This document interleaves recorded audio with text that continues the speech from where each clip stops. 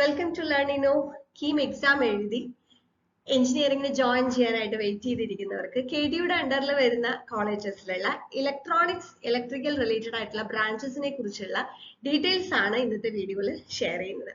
അപ്പൊ നിങ്ങൾ എഞ്ചിനീയറിംഗിന് ജോയിൻ ചെയ്യുമ്പോൾ ഏത് ബ്രാഞ്ച് എടുക്കുകയാണെന്നുണ്ടെങ്കിലും അതിനെക്കുറിച്ച് വ്യക്തമായി അറിഞ്ഞ് മനസ്സിലാക്കിയതിന് ശേഷം മാത്രം ജോയിൻ ചെയ്യുക. കാര്യം നമ്മൾ ഫസ്റ്റ് ഇയറിൽ നമ്മൾ ഏത് ബ്രാഞ്ച് എടുത്താലും സെയിം സബ്ജക്ട്സ് ആണ് പഠിക്കാനുള്ളത്. അതിനുശേഷമാണ് നമ്മൾ നമ്മളുടെ മെയിൻ സബ്ജക്റ്റുകളിലേക്ക് നമ്മൾ പോകുന്നത്. അപ്പൊ 4 വർഷം നമ്മൾ പഠിച്ചു കഴിഞ്ഞ് നമുക്കൊരു ജോബ് കിട്ടുന്നതും അല്ലെങ്കിൽ നമ്മുടെ ഒരു ഫ്യൂച്ചർ ഡിറ്റർമൈൻ ചെയ്യുന്നത് നമ്മൾ ഏത് പഠിക്കുന്നു എന്നുള്ളതിനെ കൂടെ ബേസ് ചെയ്തുകൊണ്ടായിരിക്കും. അപ്പൊ നിങ്ങൾക്ക് ഇൻട്രസ്റ്റ് ഉള്ള സബ്ജക്ട് ആ ഒരു ഫീൽഡ് തന്നെ കൃത്യമായി ചൂസ് ചെയ്ത് പഠിക്കാനായിട്ട് ശ്രദ്ധിക്കാം. ഓക്കെ, അപ്പൊ ഇന്ന് നമ്മൾ ഇലക്ട്രോണിക്സ് ഇലക്ട്രിക്കൽ റിലേറ്റഡ് ആയിട്ടുള്ള ബ്രാഞ്ചസിനെ കുറിച്ചാണ് പറയുന്നത്. അതിൽ ഏതൊക്കെ സബ്ജക്റ്റുകളാണ് പഠിക്കാനുള്ളത്, അതേപോലെ അതിന്റെ ജോബ് ഓപ്പർച്യൂണിറ്റീസ് എന്തൊക്കെയാണ്, ഹയർ സ്റ്റഡീസിനുള്ള ഓപ്ഷൻസ് എന്തൊക്കെയാണെന്നുള്ള കാര്യങ്ങളൊക്കെയാണ് നമ്മൾ ഇതിൽ ഷെയർ ചെയ്യുന്നത്. ഇത് കൂടാതെ നമ്മൾ കീം റിലേറ്റഡ് ആയിട്ടുള്ള അപ്ഡേറ്റ്സും അതുപോലെ കീമിന്റെ കോച്ചിങ്ങും എല്ലാം നമ്മൾ പ്രൊവൈഡ് ചെയ്യുന്നുണ്ട്. സോ നമ്മളെ ഫോളോ ചെയ്യുക, നമ്മളുടെ യൂട്യൂബ് ചാനൽസ് എല്ലാം തന്നെ സബ്സ്ക്രൈബ് ചെയ്യുക. സോ നമുക്ക് നോക്കാം. ഓക്കെ, ഫസ്റ്റ് ഞാൻ ഇലക്ട്രോണിക്സ് റിലേറ്റഡ് ആയിട്ടുള്ള സബ്ജക്റ്റുകളെ കുറിച്ച് പറയാം. അപ്പൊ ഇതിൽ വളരെ പോപ്പുലർ ആയിട്ടുള്ളത് ഇലക്ട്രോണിക്സ് ആൻഡ് കമ്മ്യൂണിക്കേഷൻ എഞ്ചിനീയറിംഗ് തന്നെയാണ്, ECE. അപ്പോൾ നിങ്ങൾക്ക് കീമിന്റെ പ്രോസ്പെക്ടസിൽ നോക്കിക്കഴിഞ്ഞാൽ ഇതിലുള്ള ഓരോ ബ്രാഞ്ചസിന്റെയും കോഡ് നിങ്ങൾക്ക് കാണാനായിട്ട് പറ്റും. അപ്പൊ നമ്മൾ ഓപ്ഷൻ ഒക്കെ കൊടുക്കുന്ന സമയത്ത് അതൊന്ന് ശ്രദ്ധിച്ചാൽ മതി. ഓക്കെ, ആ സമയത്ത് റാങ്ക് ഒക്കെ വന്ന ഓപ്ഷൻ കൊടുക്കുന്ന സമയത്ത് അതിനെക്കുറിച്ചുള്ള വീഡിയോ നമ്മൾ വീണ്ടും ചെയ്യുന്നതായിരിക്കും, ഇതിന്റെ കോഡൊക്കെ വെച്ചിട്ട്. അപ്പൊ ഇലക്ട്രോണിക്സ് ആൻഡ് കമ്മ്യൂണിക്കേഷൻ എഞ്ചിനീയറിംഗ് എന്ന് പറയുമ്പോൾ ഒരുവിധം എല്ലാ കോളേജസിലും കോമൺ ആയിട്ട് കാണുന്ന ഒരു ബ്രാഞ്ച് ആണ്. സോ ഇതിലെന്ന് പറഞ്ഞു കഴിഞ്ഞാൽ നമുക്ക് പേര് പോലെ തന്നെ ഇലക്ട്രോണിക്സിന്റെ സബ്ജക്ട്സും അതേപോലെ കമ്മ്യൂണിക്കേഷന്റെ സബ്ജക്ട്സും. ഇലക്ട്രോണിക്സ് എന്ന് പറയുമ്പോൾ നമ്മൾ analogue electronics, digital electronics, signals and system, digital signal processing. പിന്നെ നമ്മൾ കമ്മ്യൂണിക്കേഷനിലേക്ക് വരുമ്പോൾ ഡിജിറ്റൽ കമ്മ്യൂണിക്കേഷൻ, അനലോഗ് കമ്മ്യൂണിക്കേഷൻ, പിന്നെ അഡ്വാൻസ്ഡ് ആയിട്ട് അതായത് നമ്മൾ ഫൈനൽ ഇയർ ഒക്കെ എത്തുമ്പോഴത്തേക്ക് നമുക്ക് ഒരുപാട് എലക്റ്റീവ് സബ്ജക്ട്സ്, അപ്പൊ നമുക്ക് അതിൽ വളരെ ഹൈ ലെവലിലുള്ള സബ്ജക്ട്സ് അല്ലെങ്കിൽ ഏറ്റവും മോഡേൺ ആയിട്ടുള്ള ടോപ്പിക്സ് വരെ നമുക്ക് പഠിക്കാനുള്ള ഒരു ഓപ്ഷൻ വരുന്ന ഒരു ബ്രാഞ്ചാണ് electronics and communication engineering. Personally എനിക്ക് പറയുകയാണെങ്കിൽ ഞാൻ ECE-യിലാണ് BTech ചെയ്തിരിക്കുന്നത്, അപ്ലൈഡ് ഇലക്ട്രോണിക്സ് ആൻഡ് കമ്മ്യൂണിക്കേഷനിലാണ് MTech-ഉം ചെയ്തിരിക്കുന്നത്. അപ്പൊ എന്റെ ഒരു ഫേവറേറ്റ് ആയിട്ടുള്ള ഒരു ബ്രാഞ്ച് ആയിരുന്നു ഇലക്ട്രോണിക്സ് ആൻഡ് കമ്മ്യൂണിക്കേഷൻ. അതുകൊണ്ടാണ് ഞാൻ അത് ചൂസ് ചെയ്തതും.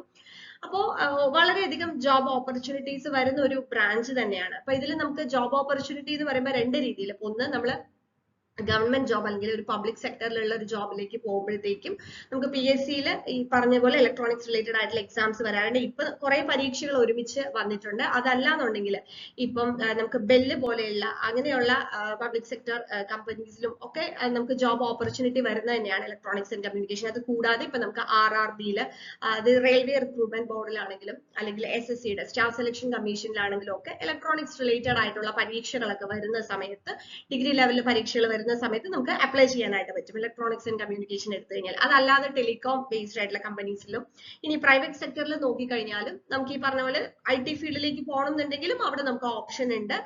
IT ഫീൽഡിലേക്ക് നമുക്ക് പോവാം, അല്ലെങ്കിൽ അല്ലാതെ തന്നെ ടെലികമ്മ്യൂണിക്കേഷൻ ഫീൽഡിലേക്കും നമുക്ക് പോകാൻ പറ്റും. PSC-യുടെ ആണെന്നുണ്ടെങ്കിൽ പോലീസ് കോൺസ്റ്റബിൾ ടെലികമ്മ്യൂണിക്കേഷൻ, അതൊക്കെ ഈ ഇലക്ട്രോണിക്സ് ആൻഡ് കമ്മ്യൂണിക്കേഷൻ കഴിഞ്ഞവർക്ക് അപ്ലൈ ചെയ്യാൻ പറ്റുന്ന പോസ്റ്റുകളാണ്. അപ്പോൾ പബ്ലിക് സെക്ടറിലാണെങ്കിലും പ്രൈവറ്റ് സെക്ടറിലാണെങ്കിലും നമുക്ക് ജോബ് ഓപ്പർച്യൂണിറ്റി വരുന്നുണ്ട്.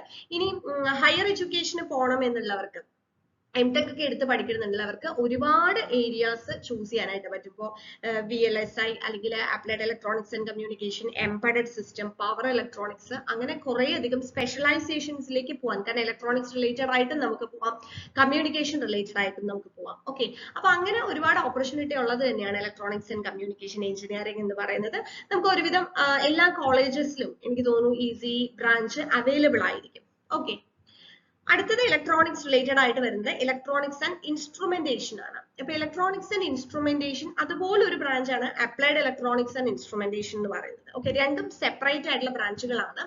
അപ്പൊ ഇതിൽ നമ്മൾ കമ്മ്യൂണിക്കേഷൻ സബ്ജക്റ്റുകൾക്ക് പകരം ഇൻസ്ട്രുമെന്റേഷൻ സബ്ജക്റ്റുകളായിരിക്കും പഠിക്കുന്നത്. Analytical instrumentation, biomedical instrumentation, numerical controller, robotics, അപ്പൊ അങ്ങനെയുള്ള ടൈപ്പ് ഓഫ് സബ്ജക്ട്സ് ആയിരിക്കും ഇതിന്റെ കൂടെ പഠിക്കുക. അപ്പൊ ഇതിൽ നമ്മൾ ഇൻസ്ട്രുമെന്റേഷൻ ആൻഡ് കൺട്രോൾ അങ്ങനെ ഡിപ്പാർട്ട്മെന്റിലൊക്കെ വരുന്ന പോസ്റ്റുകളൊക്കെ വരുമ്പോൾ നമുക്ക് കൂടുതൽ ചാൻസ് വരുന്നത് ഇലക്ട്രോണിക്സ് ആൻഡ് ഇൻസ്ട്രുമെന്റേഷൻകാർക്കാണ്. അല്ലാതെ നമ്മൾ കോമൺ ആയിട്ട് ഇലക്ട്രോണിക്സ് മാത്രം, ഞാനിപ്പോ പറയുന്നത് ഈ പറഞ്ഞ പോലെ PSC പോലെയുള്ള പരീക്ഷകൾക്കാണ്. അപ്പൊ ഇലക്ട്രോണിക്സിൽ ഡിഗ്രി മാത്രം മതി എന്ന് പറയുന്നതിൽ നമുക്ക് ഈ പറഞ്ഞതുപോലെ ഇലക്ട്രോണിക്സ് ആൻഡ് ഇൻസ്ട്രുമെന്റേഷൻകാർക്കും അത് അപ്ലൈ ചെയ്യാനായിട്ട് പറ്റും. ഓക്കെ, ബാക്കി ഇലക്ട്രോണിക്സിന്റെ സബ്ജക്റ്റുകളൊക്കെ തന്നെ സെയിം ആയിരിക്കും. കമ്മ്യൂണിക്കേഷന് പകരം നമ്മൾ ഇൻസ്ട്രുമെന്റേഷൻ സബ്ജക്റ്റുകളായിരിക്കും ഇവിടെ നമ്മൾ പഠിക്കുന്നുണ്ടാവും. ഇനി മറ്റൊരു ബ്രാഞ്ചാണ് ഇലക്ട്രോണിക്സ് ആൻഡ് ബയോമെഡിക്കൽ എഞ്ചിനീയറിംഗ് എന്ന് പറയുന്നത്. അതിനും ഇപ്പോ കുറച്ചധികം ഇൻട്രസ്റ്റോടുകൂടി സ്റ്റുഡൻസ് പഠിക്കുന്നുണ്ട്. അപ്പൊ ബയോമെഡിക്കൽ എന്ന് പറയുമ്പോൾ നമ്മൾ കുറച്ച് മെഡിക്കൽ ഫീൽഡിലേക്കുള്ള ജോബുകൾ, ഇപ്പൊ നമുക്കറിയാം നമ്മളിപ്പം മെഡിക്കൽ ഫീൽഡിലാണെന്നുണ്ടെങ്കിൽ തന്നെ എല്ലാം ടെക്നോളജിയുടെ ഒരു അഡ്വാൻസ്മെന്റിൽ നമുക്ക് കുറെ അധികം ഓപ്പർച്യൂണിറ്റി വരുന്നുണ്ട്. അപ്പൊ അതിൽ നമ്മളിപ്പോ ബയോമെഡിക്കൽ എഞ്ചിനീയറിംഗ് ഒറ്റയ്ക്ക് പഠിക്കുന്നത് അല്ലാതെ, അത് ബയോമെഡിക്കൽ എഞ്ചിനീയറിംഗിന് മാത്രമായിട്ടും ഒരു ഫീൽഡ് ഉണ്ട്. അതല്ലാതെ ഇലക്ട്രോണിക്സും ഒപ്പം നമ്മൾ ബയോമെഡിക്കൽ എഞ്ചിനീയറിംഗും കൂടെ പഠിക്കുന്നു എന്നുള്ള ഒരു അഡ്വാൻറ്റേജ് ആണ് ഇവിടെ വരുന്നത്. അപ്പൊ ഈ പറഞ്ഞതുപോലെ ബയോളജി റിലേറ്റഡ് ആയിട്ടുള്ള സബ്ജക്ട്സിൽ കുറച്ചൊരു ഇൻട്രസ്റ്റ് ഉണ്ട്. അതിന്റെ ഒരു ടെക്നോളജി ആയിട്ട് ഒരു ബ്ലെൻഡ് ചെയ്യുന്ന പോലെയുള്ള സബ്ജക്ട്സ് ആയിരിക്കും നമുക്ക് ഇതിനകത്ത് പഠിക്കുക. ഇപ്പൊ ഒരു എക്സാമ്പിൾ പറഞ്ഞാൽ, ഇപ്പൊ ബയോമെഡിക്കൽ എഞ്ചിനീയർ ചെറിയൊരു എക്സാമ്പിൾ മാത്രമാണ് ഞാൻ പറയുന്നത്. ഇപ്പൊ നമ്മൾ ഈ CT സ്കാൻ, MRI സ്കാൻ, അതുപോലെ ECG, EEG, ഇതൊക്കെ നമ്മൾ ഈ ഇതിനെ കുറിച്ചൊക്കെ ഉള്ള ഡീറ്റെയിൽഡ് ആയിട്ടുള്ള പഠനമായിരിക്കും ഇതിൽ വരുന്ന സബ്ജക്ട്സ്. അത് മാത്രമല്ല ഒരുപാട് അതിൽ കൂടുതൽ ഹയർ ആയിട്ടും വരുന്നുണ്ടാവും. അനലിറ്റിക്കൽ ഇൻസ്ട്രുമെന്റേഷൻ എന്ന് പറഞ്ഞാൽ നമുക്ക് കുറെ അധികം പഠിക്കാനുണ്ട്. പക്ഷെ ഈ പറഞ്ഞതുപോലെ ഇത് നമ്മൾ പഠിക്കണമെന്നുണ്ടെങ്കിൽ ഇലക്ട്രോണിക്സ് ആൻഡ് ബയോമെഡിക്കൽ എഞ്ചിനീയറിംഗ് എടുക്കണം.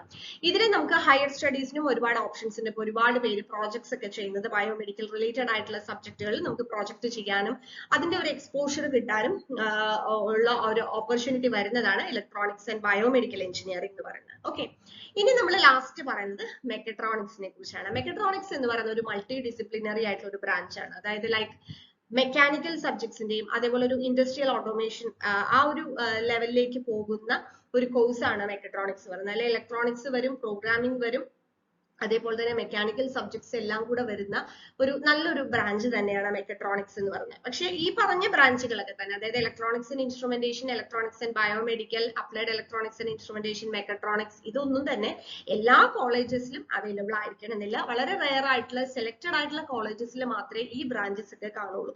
അപ്പൊ നിങ്ങൾക്ക് അങ്ങനെ സ്പെഷ്യലൈസ് ചെയ്ത് പഠിക്കണം എന്നുണ്ടെങ്കിൽ ഈ പറഞ്ഞ ബ്രാഞ്ചസ് ഉള്ള കോളേജുകൾ ഏതാണെന്ന് സെലക്ട് ചെയ്ത് നമ്മൾ വെക്കണം. അപ്പോഴാണ് നമുക്ക് കറക്റ്റ് നമ്മളുടെ ഒരു റാങ്ക് വെച്ചിട്ട് നമുക്ക് ആ കോളേജിൽ അഡ്മിഷൻ കിട്ടുമോ നോക്കാൻ പറ്റുള്ളൂ. ഇലക്ട്രോണിക്സ് ആൻഡ് കമ്മ്യൂണിക്കേഷൻ എഞ്ചിനീയറിംഗ് ഈ പറഞ്ഞ പോലെ ഗവൺമെന്റ് കോളേജസിലാണെങ്കിലും പ്രൈവറ്റ് കോളേജസിലാണെങ്കിലും ഒക്കെ തന്നെ ഒരുവിധം എല്ലാ കോളേജസിലും കാണുന്ന ഒരു ബ്രാഞ്ചാണ് electronics and communication engineering. Okay, അപ്പൊ ഇത്രയാണ് ഇലക്ട്രോണിക്സ് റിലേറ്റഡ് ആയിട്ടുള്ള ബ്രാഞ്ചസിൽ നമുക്ക് പറയാനുള്ളത്.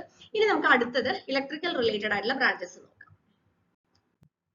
ഓക്കെ, ഇലക്ട്രിക്കൽ റിലേറ്റഡ് ആയിട്ട് മെയിൻ ആയിട്ട് വരുന്ന വളരെ പോപ്പുലർ ആയിട്ടുള്ളതാണ് ഇലക്ട്രിക്കൽ ആൻഡ് ഇലക്ട്രോണിക്സ് എഞ്ചിനീയറിംഗ് എന്ന് പറയുന്നത്. അപ്പൊ പൊതുവെ ട്രിപ്പിൾ എന്നാണ് പറയാ.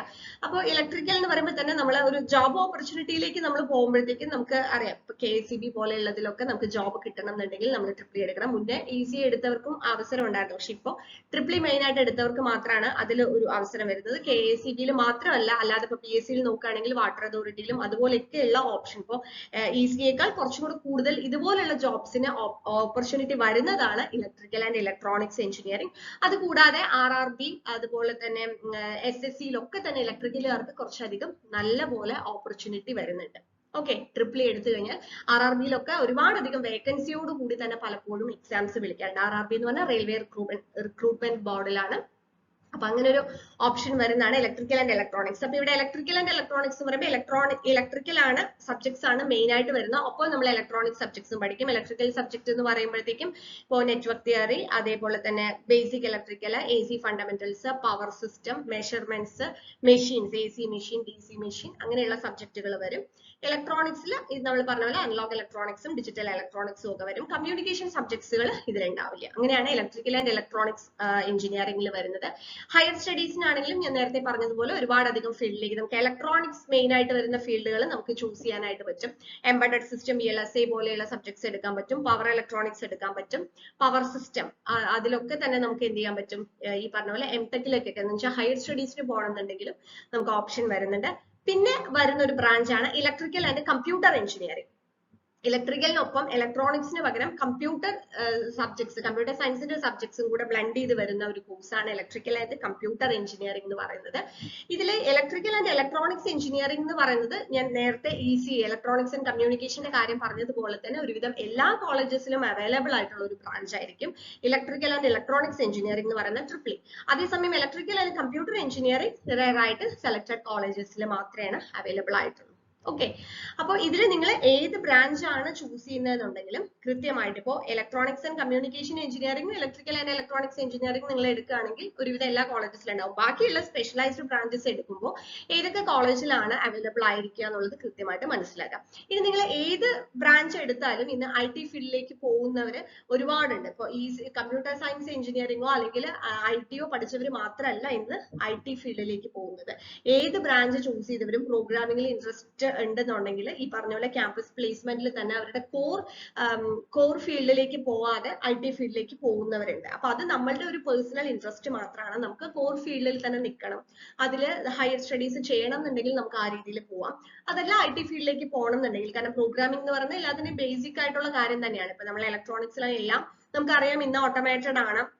ആർട്ടിഫിഷ്യൽ ഇന്റലിജൻസും IoTയും ഇന്റർനെറ്റ് ഓഫ് തിങ്സും ഒക്കെ വന്നിട്ടുള്ള, റോബോട്ടിക്സിന്റെ ഒക്കെ ഒരു വന്നിട്ടുള്ള ഒരു സ്പേസിൽ നമുക്ക് ഈ പറഞ്ഞതുപോലെ എല്ലാം ഇതുമായിട്ട് റിലേറ്റ് ചെയ്ത് നമ്മളിപ്പോൾ ഏത് ബ്രാഞ്ച് പഠിച്ചാലും അതിൽ നിന്ന് നമുക്ക് ഏതൊരു ജോബിലേക്കും ഫ്ലെക്സിബിൾ ആയിട്ട് പോകാനുള്ള ഒരു അവസരം എന്നുണ്ട്. അപ്പം നമ്മൾ പഠിക്കുമ്പോഴത്തേക്കും നമ്മളുടെ സബ്ജക്ട് പഠിക്കുന്നതിനോടൊപ്പം തന്നെ ഇന്ന് ടെക്നോളജി എങ്ങനെയാണ് അഡ്വാൻസ് ചെയ്ത് വരുന്നത്, ഇന്നത്തെ പുതിയ ട്രെൻഡ്സ് എന്താണെന്നുള്ളതൊക്കെ മനസ്സിലാക്കിയിട്ട് നമ്മൾ ഈ ഒരു 4 വർഷം എഞ്ചിനീയറിംഗ് എന്ന് പറയുമ്പോൾ നമുക്കറിയാം ഒരു പ്രൊഫഷണൽ കോഴ്സ് ആണ് അല്ലെ. അപ്പൊ നമ്മൾ ജസ്റ്റ് തിയറിയിലും അല്ലെങ്കിൽ ആ സബ്ജക്റ്റിലും മാത്രം പഠിച്ച് കുറെ മാർക്ക് വാങ്ങുന്നതിനപ്പുറം ഇന്ന് എന്താണ് ലോകത്തിലെ മാറ്റങ്ങൾ നടക്കുന്നത് എന്നുള്ളത്, പുതിയ ടെക്നോളജിയുടെ അഡ്വാൻസ്മെന്റ് എന്തൊക്കെയാണെന്നൊക്കെ മനസ്സിലാക്കി പഠിക്കുന്നവരെ സംബന്ധിച്ചിടത്തോളം നമ്മൾ ഏത് ബ്രാഞ്ച് എടുത്താലും നമുക്ക് നല്ല നല്ല അവസരങ്ങൾ ഉണ്ടായിരിക്കും.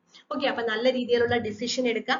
ഇതുപോലെ നമ്മൾ മറ്റുള്ള ബ്രാഞ്ചസിനെ കുറിച്ചുള്ള വീഡിയോസും ചെയ്യുന്നുണ്ടാവും. കീം റിലേറ്റഡും ബിടെക് റിലേറ്റഡ് ആയിട്ടുള്ള ഒരുപാട് വീഡിയോസ് നമ്മൾ ചെയ്യുന്നുണ്ട്. സോ ഈ ഒരു വീഡിയോ നിങ്ങൾക്ക് യൂസ്ഫുൾ ആയെന്ന് വിചാരിക്കുന്നു. Thank you so much.